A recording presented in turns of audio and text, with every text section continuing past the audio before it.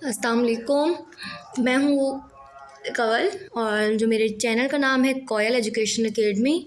और वैसे तो ये मेरा प्रोफेशन नहीं है, ना ही मुझे कोई यहाँ से अर्न करने का शौक़ है, बट एक मेरा इंटरेस्ट है कि मैं थोड़ा सा मैथ सीखूं और सिखाऊं।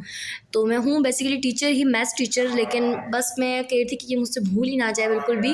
वैसे भूलता तो नहीं, अगर आप प्रोफेशनली टीचर हैं तो आपको याद रहता है, लेकिन मैं चाह रही थी कि अगर मेरे पास कोई नॉलेज है तो उससे लोग भी फ़ायदा उठाएं। तो स्टार्ट करते हैं हम। क्लास 9 की हमारे पास ये मैथ है, एक्सरसाइज 1.1 पार्ट 1-2 से। तो सबसे पहले हमारे पास जो पार्ट 1 है, यानी जो हमारे पास चैप्टर का नाम है, हमारे पास real and complex number. Real and complex number. तो what is real number? Real number आपके पास क्या है? रियल नंबर आपके पास है, जैसे हम रियल नंबर को डिनोट करें, वैसे तो रियल नंबर हमारे पास डिनोट होता है आर से, ठीक है। रियल नंबर हमारे पास होता है रेशनल और इरेशनल नंबर का यूनियन होता है। अब रेशनल नंबर हम किससे डिनोट करते हैं? रेशनल नंबर हम डिनोट करते हैं क्यू से। रेशनल नंबर हम डिनोट करते हैं क्यू से, और इरेशनल नंबर हम डिनोट करते हैं क्यू कॉम्प्लीमेंट बोलते हैं, डैश बोलते हैं, हम डैश बोलते हैं क्यू डैश से। ये हमारे पास आ गया रेशनल नंबर और इरेशनल नंबर की कहानी, ठीक है। कॉम्प्लेक्स नंबर पे हम डिस्कशन करेंगे जब हम कॉम्प्लेक्स नंबर के बारे में पढ़ रहे होंगे। सबसे पहला हमारे पास जो पार्ट है, क्वेश्चन है हमारे पास है, आइडेंटिफाई द फॉलोइंग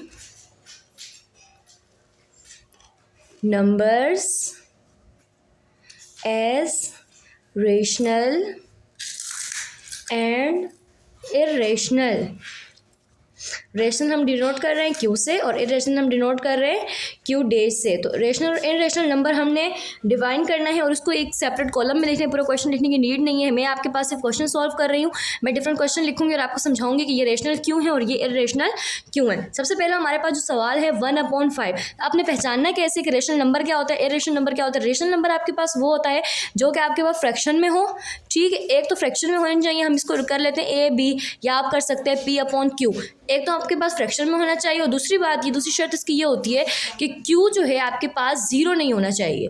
यानी अगर है कि 1/0 तो वो आपके पास रेशनल नंबर नहीं है, ठीक है। तो आपने जो आपका डिनोमिनेटर है, तो जो फ्रैक्शन में है वो आपके पास जो है वो ज़ीरो नहीं होना चाहिए, एक शर्त। दूसरी शर्त, अगर ये साफ अल्फाज में आपको समझाऊँ विदाउट आपकी जो बेसिक जो टीचर समझा रहे होते हैं मुश्किल करके बच्चों को, अगर आपके दिमाग के हिसाब से आपको समझाऊँ, तो जो बच्चों को सिखाया जाता है, यानी आपके पास कोई अल्फ़ाबेट आ रहा है जिसको हम लिटरल्स भी कह रहे होते हैं, ई या कुछ भी आ रहा है, वो आपके पास इरेशनल है। अगर आपके पास पाई है, पाई की वैल्यू होती है 22/7, इसको आप हल करते हैं, ये भी आपके पास जो है इरेशनल में आ जाता है। और अगर आपके पास रूट में कोई रकम है, जैसे अब 8 है, ठीक है, अब आप इसको रूट से बाहर निकालो, ये हो, तो रूट में अगर आपके पास कोई रकम आ रही है तो वो भी आपके पास इरेशनल है, ठीक है। तो अब हम सबसे पहले हम बात करेंगे 1/5। तो ये आपके पास क्या है? 1/5 आपके पास जो है वो रेशनल नंबर है। आप चाहे पूरा लिखें, आप चाहे क्यू लिखें, तो मैं अब यहाँ पे ये आपको मैंने एक पूरा लिख के बता दिया। आप चाहें तो इसको सिर्फ और सिर्फ क्यू लिख सकते हैं, ठीक है। उसके बाद आपके पास दूसरा सवाल है, दूसरा सवाल आपके पास है √2/8। अब आगे यहाँ पे √2, मैंने आपसे पहले कहा कि √, आ जाए आपके पास तो वो क्या हो जाएगा? इरेशनल। तो ये आपके पास क्या हो गया? हमारे पास ये इरेशनल नंबर, यानी क्यू डैश, ठीक है। तीसरा सवाल है आपके पास 5/√6। अब दोबारा यहाँ पे √, आपके पास आ गए। √, आपके पास जब आएगा हम इसे क्या कंसीडर करेंगे कि ये हमारे पास इरेशनल है। उसके बाद चौथा क्वेश्चन आपके पास है 2/8। अब 2/8 आपके पास क्या है? 2/8 को आप चेक कर सकते हैं, सिंप्लीफाई हो रहा है, 2 1 ज़ा 2, 2 4 ज़ा 8, सिंप्लीफाई भी हो रहा है, डिवाइड करेंगे तब भी आपके पास ये प्रॉपर हल हो जाएगा। तो ये आपके पास क्या है?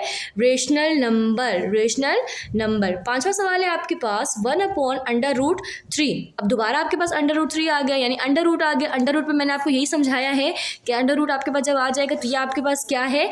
Irrational number. The sixth question √8।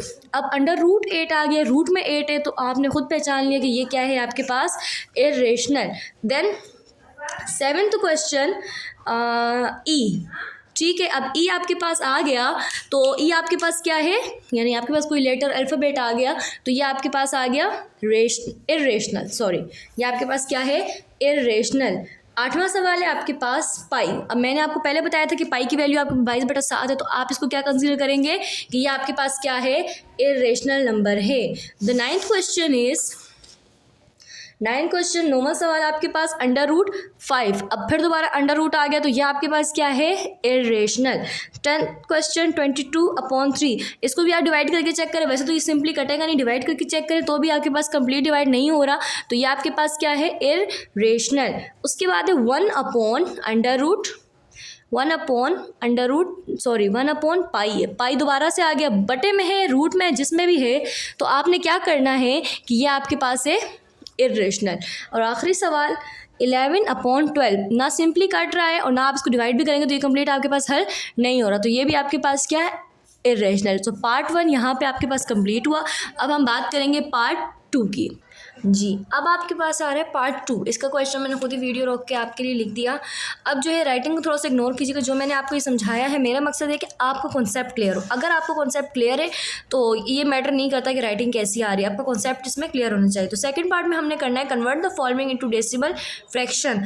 आपने जो जिनसे आपको सवाल दिए गए होंगे उसको डेसिमल फ्रैक्शन में कन्वर्ट करना है, ठीक है। उसके बाद ये भी बताना है कि वो टर्मिनेटिंग है या नॉन टर्मिनेटिंग है। अगर मैं आपको इसको सिंपल अल्फाज में समझाऊँ तो टर्मिनेटिंग का मतलब है कि आपके पास वो रेशनल हो, नॉन टर्मिनेटिंग का मतलब होगा आपके पास इरेशनल। अगर मैं इजी लैंग्वेज में समझाऊं, ठीक है, यानी जैसे आपको मैं रेशनल में समझाया था कि रेशनल क्या होता है, जो कंप्लीट डिवाइड हो जाए, जो मतलब पाई ना हो, कोई लेटर ना हो, इस तरह की चीज़ें, या रूट में ना हो, ठीक है। तो ये सिंपली ये है कि terminating is equal to rational number और non terminating is equal to irrational number. So अभी हमारे पास क्वेश्चन है 5/8। तो अब हम इसे बताना है कि ये आपके पास टर्मिनेटिंग है और नॉन टर्मिनेटिंग है। तो आप इसको चेक कर लें, आप इसे डिवाइड करके चेक करें। जैसे अब जो नोमिनेटर है वो अंदर गया, ठीक है, पॉइंट लगाया, 0 बढ़ाया। अब 8 का टेबल आपने 50 तक पढ़ना है, तो मेरे ख्याल में 8 6 48, ठीक है। इसमें क्या 2 पॉइंट लगाया, 0 बढ़ाया, फिर 8 2 16 गया, माइनस किया 4 पॉइंट लगा हुआ, 0 बढ़ाए, तो 8 5 40। तो ये कंप्लीट हो गया डिवाइड आपके पास। इसका मतलब ये आपके पास क्या है,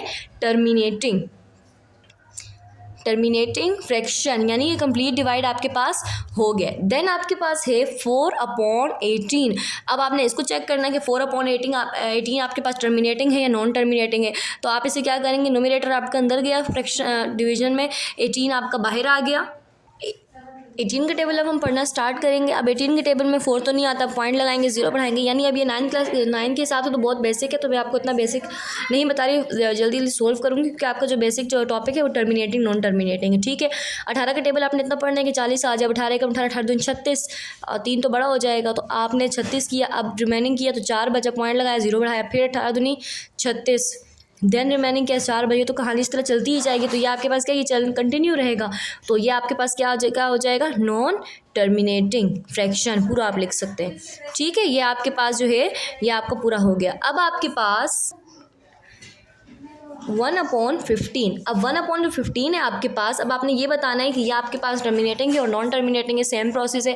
आप इसको डिवाइड करके चेक करें, 1 अंदर 15 बाय, पॉइंट लगाया, 0 बढ़ाया। अब दोबारा इससे हल नहीं हो, दोबारा ऊपर भी 0 बढ़ाया, नीचे बढ़ाया। तो अब इसे हल करेंगे, 15 कम 15, 30 45 60 75, 15 6 90। फिर उसके बाद ये किया तो बचा 10, पॉइंट लगाया, 0 बढ़ाया, फिर ये 90, उसके बाद फिर 10 बचा, फिर ये तो कंटिन्यू चलते ही जाएगा, ये आपके पास कंटिन्यू रहेगा। इसका मतलब ये भी आपके पास क्या है, नॉन टर्मिनेटिंग। उसके बाद आपके पास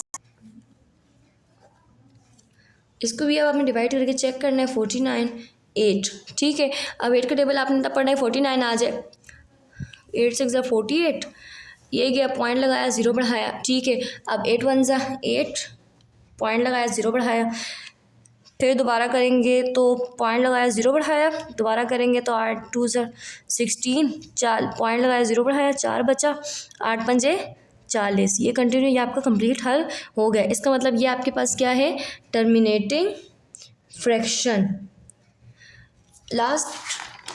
सेकंड लास्ट है। फिर आपके पास 5वां सवाल है 207/15। ये भी आपने डिवाइड करके चेक करना है कि टर्मिनेटिंग है या नॉन टर्मिनेटिंग है, 207/15। अब इसको चेक करना है आपने पढ़ के कि ये डिवाइड हो पा रहा है या नहीं हो पा रहा। कंप्लीट इसको इसी प्रोसेस से चेक करेंगे, 15 का टेबल पढ़ेंगे तो आराम से होगा। पहले 15 किया, 15 1 15, 5 निकाला, 7, फिर उसके बाद 15 3 45, फिर पॉइंट लगाना, 0 बढ़ाया, फिर 15 9 15 8 120, ये आपके पास कंप्लीट हल हो गया। इसका मतलब ये आपके पास क्या है, terminating decimal. Then last question 50/76, ये भी आपने डिवाइड करके चेक करना है कि आपके पास ये कंप्लीट डिवाइड हो रहा है या नहीं। तो दोबारा यही करेंगे, 76 का टेबल पूरा पढ़ेंगे और आपने ये कंप्लीट डिवाइड नहीं होगा, आप इसको डिवाइड करके चेक करेंगे और आप मुझे इसका आंसर बताएंगे कमेंट बॉक्स में कि इसका आंसर आपने जब डिवाइड किया तो इसका आंसर आपके पास क्या आया, ताकि मुझे उससे पता चलेगा मेरी वीडियो देख रहे हैं, पसंद कर रहे हैं, आपको समझ आ रहा है या नहीं आ रहा। Thank you so much for watching मी। जो आपको समझना है आप मुझसे कमेंट बॉक्स में पूछ सकते हैं। Thank you so much.